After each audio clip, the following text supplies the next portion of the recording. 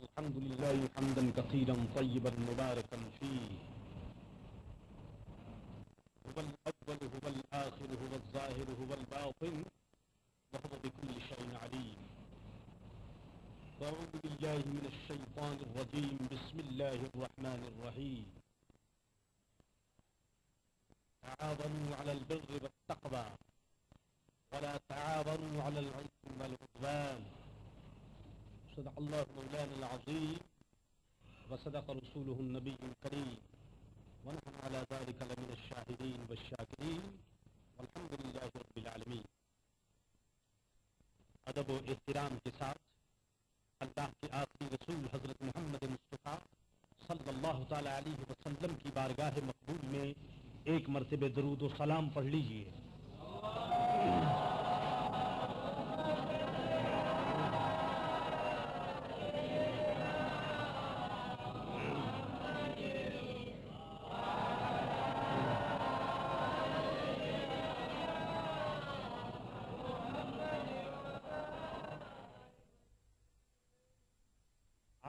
مہذب دنیا میں بار بار اعلان کیا جاتا ہے،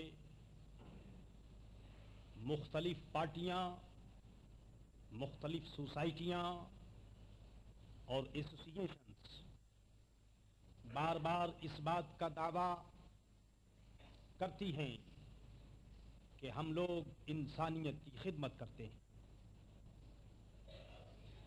دنیا کے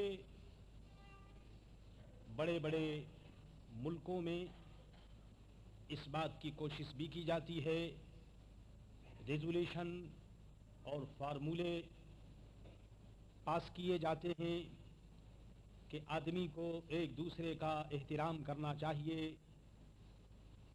اور ہر آدمی کو اس کا پیدائشی حق ہے کہ وہ اپنے ملک میں رہے اور اپنے ملک کی چیزوں سے اور اس زمین سے پورا فائدہ حاصل کرے. یہ تو دعویٰ ہے اور اعلان ہے. آئیے میں آپ کو یہ بتانا چاہتا ہوں کہ اسلام وہ صرف اس زمانے میں نہیں بلکہ 1400 برس کا وقت گزر چکا کہ اسلام ہر زمانے میں اس بات کا اس نے آرڈر کیا، حکم کیا اور وہ پوری سختی کے ساتھ، پوری گارنٹی کے ساتھ وہ اپنے ماننے والوں سے کہتا ہے کہ اسلام کو قبول کرنے والوں، اسلام کے ماننے والوں، تم اللہ کی عبادت کرو، اس کی ذات میں کسی کو شریک نہ کرو اور اپنی ماں اور باپ کے ساتھ اچھا سلوک کرو، مسکینوں کے ساتھ، یتیموں کے ساتھ، رشتہ داروں کے ساتھ سب کے حقوق اور جو رائٹس ہیں ان کو پہچانو. اور اس کے ساتھ ساتھ اسلام اس فیلڈ میں ایک قدم اور آگے بڑھتا ہے اور وہ یہ کہتا ہے کہ جو تمہارے پڑوسی ہیں، جو تمہارے نائبر ہیں، ان کے ساتھ بھی تم اچھا سلوک کرو. آپ ذرا اسے سوچئے، اسے دیکھیے کہ اسلام کس قدر انسانیت کا خادم ہے، انسانیت پر اس مذہب کا کتنا بڑا احسان ہے کہ یہ پوری سختی کے ساتھ 1400 برس سے اعلان کر رہا ہے کہ خبردار، تم ایک انسان کی حیثیت سے، ایک مسلمان کی حیثیت سے تمہیں یہ سوچنا ہے کہ تمہارے اوپر خدا کی عبادت کے علاوہ اور بھی بہت سی ڈیوٹیاں ہیں، بہت سے فرائض ہیں. اسلام کا قانون یہ کہتا ہے کہ جس محلے میں، جس سوسائٹی میں، جس سرکل میں تم رہتے ہو، وہاں کچھ لوگ ایسے ہیں جو تمہارے آگے پیچھے رہنے والے ہیں، ان کا مکان تمہارے مکان سے ملا ہوا ہے، ان کی دکان تمہاری دکان سے ملی ہوئی ہے. اسلام کہتا ہے کہ ان کے متعلق تمہارا کیا پروگرام ہونا چاہیے، ان سے تمہیں کس طرح مل جل کر رہنا چاہیے اور ان کے ساتھ تمہارا کیا سلوک ہونا چاہیے. آپ دیکھ رہے ہیں کہ آج ہم دنیا میں امن کا نعرہ ہم لگاتے رہیں، امن کی باتیں کرتے رہیں، لیکن یاد رکھیے میں بار بار کہہ رہا ہوں اور اسلام کے اس اصول کو دوہرا رہا ہوں، امن اس وقت تک سوسائٹی اچھی نہ ہو. اور سوسائٹی اس وقت تک اچھی نہیں ہو سکتی جب تک کہ ایک سرکل میں ایک سوسائٹی میں رہنے والے آپس میں مل جل کر ایک دوسرے کے حقوق کو نہ ادا کریں اور ایک دوسرے کے حقوق کو جب تک نہ پہنچانے اس وقت تک آپ یقین مانیے کہ امن نہیں قائم ہو سکتا.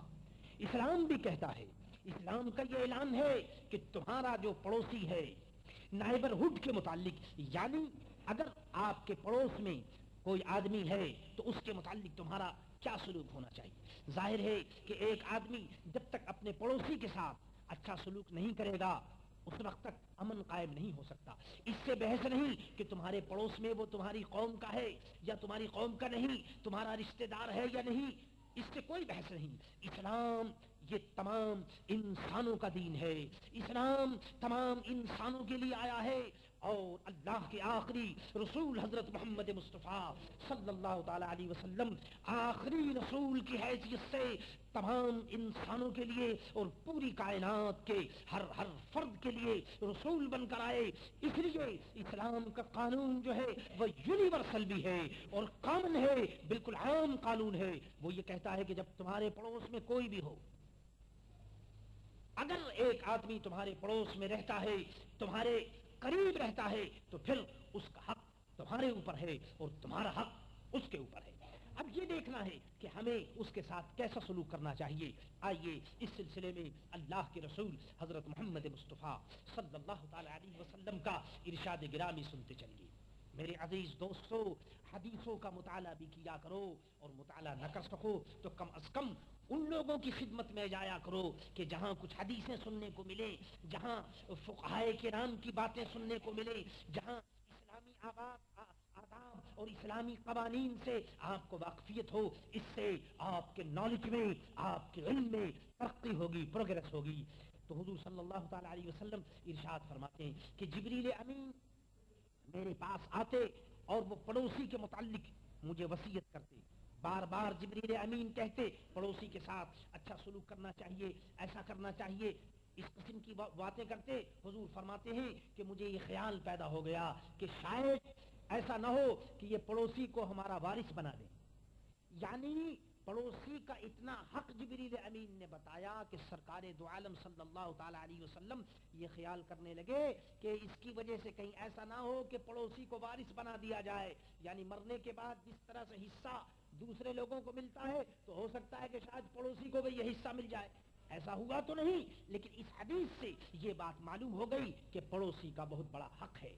سرکار دو عالم صلی اللہ تعالی علیہ وسلم کا عجیب و غریب ارشاد ہے. حضور صلی اللہ تعالی علیہ وسلم فرماتے ہیں وہ شخص ہرگز مومن نہیں ہو سکتا. فرمایا کہ وہ شخص مسلمان ہرگز نہیں ہو سکتا. پھر فرمایا کہ کوئی مسلمان مومن کامل ہرگز نہیں ہو سکتا. صحابہ نے عرض کیا یا رسول اللہ وہ کون ہے جو مومن کامل نہیں ہو سکتا؟ فرمایا کہ جب تک کہ اس کا پڑوسی اس کی آفت سے محفوظ نہ ہو. یعنی اگر کوئی شخص اپنے پڑوسی پر ظلم کرتا ہو, بدزبانی کرتا ہو, اپنے پڑوسی کے ساتھ اچھا سلوک نہ کرتا ہو, تو حضور فرماتے ہیں کہ وہ مومن کامل نہیں ہو سکتا. کیوں کہ اسلام جو ہے وہ صرف اس بات کی تعلیم نہیں دیتا کہ آپ اپنے آپ کو مسلمان شو کریں اور عبادات کی ادائیگی کریں اور باقی تمام معاملات سے آنکھیں بند کر لیں, بلکہ اسلام چونکہ ایک مکمل دین ہے اس لیے وہ اس بات کی بھی تعلیم دیتا ہے کہ آپ اپنی زبان پر کنٹرول کریں, اپنا اخلاق درست کریں تاکہ دوسرے کے دل کو آپ اپنے ہاتھوں میں لے سکیں. میرے عزیز دوستو, دوست کو دشمن بنانا یہ آسان ہے, لیکن دشمن کو دوست بنانا یہ کمال ہے. اگر آپ کا دشمن ہو کوئی لیکن آپ کا اخلاق اچھا ہو, آپ کے عادات اچھے ہوں, تو یقیناً وہ دشمن نہیں رہے گا, وہ آپ کا دوست بن جائے گا. حضور صلی اللہ تعالی علیہ وسلم نے پڑوسی کے متعلق بڑی سختی سے حکم دیا. آج ہمارے یہاں کے ماحول میں اس قسم کی باتیں جو دنیا میں پریشانی کی پائی جاتی ہیں, اس میں ایک وجہ یہ بھی ہے کہ پڑوسی کے ساتھ جو صحیح حق ہے وہ ہم ادا نہیں کرتے. ہاں برے حقوق تو ہم ادا کرتے. جہاں برا کام ہو کرنے کا وہاں تو میرے دوستو ہم ایک دوسرے سے مل جایا کرتے ہیں، لیکن جو صحیح کام ہے اس میں ہم اسلام کی ہدایت پر عمل نہیں کرتے۔ جہاں میرے دوستو گانے کا، بجانے کا، ناچنے کا اور پینے اور پلانے کا معاملہ ہو وہاں تو میرے دوستو ہم سب آدمیوں کے ساتھ مل جایا کرتے ہیں، لیکن جہاں اسلام کا حکم ہے، جہاں آپس میں محبت کا حکم ہے، اس میں میرے دوستو ہم اسلامی ہدایات کی پرواہ نہیں کرتے۔ یاد رکھو، جس محبت کی بنیاد اسلام کے اصولوں پر ہوگی، اس محبت کی اخوت کی بنیاد محض دنیا کی چاپلوسی اور شو پر ہوگی، وہ محبت میرے دوستو ایک ہوا کی طرح ہوگی کہ ادھر سے آئی اور ادھر چلی گئی۔ حضور صلی اللہ تعالی علیہ وسلم کا یہ ارشاد عجیب و غریب ہے۔ ایک حدیث اور سنیے۔ ایک شخص نے عرض کیا کہ یا رسول اللہ، مجھے کیسے معلوم ہو کہ میں اچھا ہوں یا برا ہوں؟ دنیا میں کوئی آدمی اپنے آپ کو برا نہیں کہتا، کسی برے کو بھی پکڑ کر کہیے کہ بھئی تو کیسا ہے تو وہ یہی کہے گا کہ میں سب سے اچھا ہوں۔ دنیا میں کوئی آدمی اس پوزیشن کو قبول کرنے کے لیے تیار نہیں کہ وہ برا ہے، ہر آدمی یہی سمجھتا ہے کہ میں سب سے اچھا ہوں۔ یا رسول اللہ، مجھے کیسے معلوم ہو کہ میں اچھا ہوں یا برا ہوں؟ حضور صلی اللہ تعالی علیہ وسلم نے اس کی علامت بیان فرمائی اور فرمایا کہ دیکھو، اگر تمہارا پڑوسی، تمہارے قریب رہنے والا اگر تم سے یہ کہے کہ تم اچھے ہو تو تم سمجھ لو کہ تم اچھے ہو، اور اگر تمہارا پڑوسی کہے کہ تم برے ہو تو سمجھ لو کہ تم برے ہو۔ اللہ اکبر، کتنی عمدہ بات اور نچوڑ والی بات حضور نے بیان فرما دی۔ ظاہر ہے کہ مکان میں جب آپس میں ایک دوسرے کا مکان قریب ہوگا تو آپس میں تعلقات اس کے ہوں گے رات دن۔ تو حضور نے فرما دیا کہ جب آپس میں ہمسایہ تمہارا جب وہ تم سے خوش ہے تو یقیناً تمہارا اخلاق بھی اچھا ہوگا، یقیناً تمہاری زبان بھی اچھی ہوگی، تمہارا کیریکٹر بھی اچھا ہوگا۔ تو حضور نے فرمایا کہ تمہارے قریب رہنے والا جو تمہارا ہمسایہ ہے، جو تمہارا پڑوسی ہے، اگر وہ یہ کہے کہ تم اچھے ہو تو تم سمجھ لو کہ تم اچھے ہو، اور اگر وہ یہ کہہ دے کہ تم برے ہو تو تم سمجھ لو کہ تم برے ہو۔ اور بات بھی یہی ہے میرے عزیز دوستو کہ ایسی صورت میں انسان کی انسانیت پہچانی جاتی ہے اور معلوم ہوتا ہے کہ اس کے اخلاق کا معیار کیا ہے۔ اسلام اس سلسلے میں اس کو لیڈرشپ حاصل ہے اور اسلام قیادت کرتا ہے اس معاملے میں کہ وہ پڑوسی کے حقوق کو بہت ہی اچھی طرح ادا کرتا ہے۔ اب اس میں اس کا سوال نہیں کہ وہ پڑوسی کون ہے، کوئی بھی ہو کسے باشد، وہ آپ کے پاس رہتا ہے، آپ اس کے حقوق کا خیال کیجیے۔ ذرا خیال تو فرمائیے، اسلام کس قدر محسن مذہب ہے، اس کا احسان ہر آدمی جو اس زمین پر چلتا پھرتا ہے اس کی گردن پر اسلام کا احسان ہے۔ ذرا خیال تو فرمائیے، حضور فرماتے ہیں کہ مومن کامل وہ نہیں کہ جو خود تو کھائے مگر اس کا پڑوسی بھوکا رہے۔ اللہ اکبر، ذرا خیال کرنے کی چیز ہے۔ ہم لوگ رات دن عمدہ سے عمدہ غذائیں کھاتے ہیں، عمدہ سے عمدہ کھانے ہمارے لیے میسر ہیں۔ حضور نے فرمایا کہ ایسی پوزیشن بھی ہو سکتی ہے کہ ایک کے پڑوس میں کوئی غریب آدمی ہو، بیچارہ، اس کو کھانا بھی میسر نہیں، اور دوسرا جو ہے وہ بہت امیر و کبیر آدمی ہو، تو حضور نے فرمایا کہ دیکھو، کھانا کھاتے ہوئے تم پڑوسی کے حق کا بھی خیال کرو۔ فرمایا کہ وہ مومن کامل نہیں کہ خود تو کھاتا ہو اور اس کا پڑوسی جو ہے وہ بیچارہ بھوکا ہو، بلکہ یہاں تک دوسری حدیث میں سرکار دو عالم صلی اللہ تعالی علیہ وسلم نے ارشاد فرمایا کہ جب گھر میں کچھ پکاؤ، سبحان اللہ، یہ آداب کی باتیں ہیں، اور اس سے میرے دوستو ہماری اچھی سوسائٹی بنتی ہے۔ ہمارے یہاں کا دستور ہے، اور جانے آج کل دستور ہے یا نہیں، بہرحال پرانے زمانے میں یقیناً یہ دستور تھا کہ آپس میں جب دو گھر ہوتے تھے تو اگر وہاں کچھ اچھی چیز پکی تو انہوں نے دوسرے گھر میں اٹھا کر بھیج دی، اور یہاں کچھ اچھا سالن پکا تو انہوں نے دوسرے گھر میں اس کو ٹرانسفر کر دیا، بھیج دیا۔ آپس میں ایک دوسرے سے لین دین کا معاملہ ہوتا تھا، اور آپ جانتے ہیں اس لین دین سے کیا ہوتا ہے؟ اس لین دین کا مقصد یہ ہے کہ آپس کے تعلقات خوشگوار رہیں۔ اسلام اس سلسلے میں عجیب و غریب ہدایت دیتا ہے۔ اسلام یہ کہتا ہے کہ اگر تم گھر میں کچھ پکاؤ تو ذرا شوربہ زیادہ کر لینا، ذرا ہانڈی میں کچھ زیادہ اضافہ کر لینا سالن میں، تاکہ جو تمہارا پڑوسی ہے تم اس کو بھی ایک پیالہ بھیج سکو۔ تو اس طرح سے تمہاری جو آپس کی محبت ہے وہ مضبوط سے مضبوط تر ہوتی چلی جائے گی۔ آپ جانتے ہیں اس لیے کہ یہ کھانے پینے کا معاملہ جو ہے نا، بعض طبیعتیں ایسی ہوتی ہے کہ بعض کے اوپر باتوں کا اثر ہوتا ہے اور بعض کے اوپر کھانے کا اثر ہوتا ہے۔ تو اس لیے کھانا جو ہے یہ بھی ایک عجیب و غریب چیز ہے، اور اس کا معاملہ چونکہ پیٹ سے ہے، حضور نے فرما دیا کہ بھائی کھانے سے بھی تم اچھا سلوک کیا کرو ایک دوسرے کے ساتھ، تاکہ اس سے تمہارے تعلقات جو ہیں وہ مضبوط سے مضبوط تر ہوتے چلے جائیں گے۔ ایک حدیث میں ارشاد فرمایا کہ اگر پڑوسی کا کوئی لڑکا تمہارے گھر میں آ جائے تو فرمایا کہ اس کے ہاتھ میں بھی کچھ رکھ دو، کچھ دے دو. آپ جانتے یہ سب کچھ اس لیے کہا جا رہا ہے کہ ظاہر ہے کہ جب آپس میں آپ ایک دوسرے کے تعلقات آپ کے اچھے نہیں ہوں گے تو آپ کی زندگی اچھی نہیں ہو سکتی.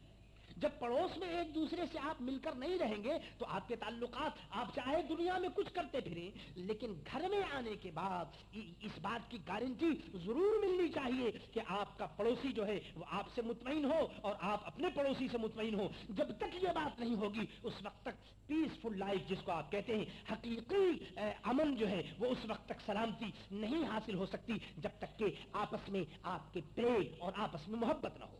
سنیے سرکار دو عالم صلی اللہ تعالی علیہ وسلم کا اس سلسلے میں ایک اور ارشاد گرامی عجیب و غریب ہے.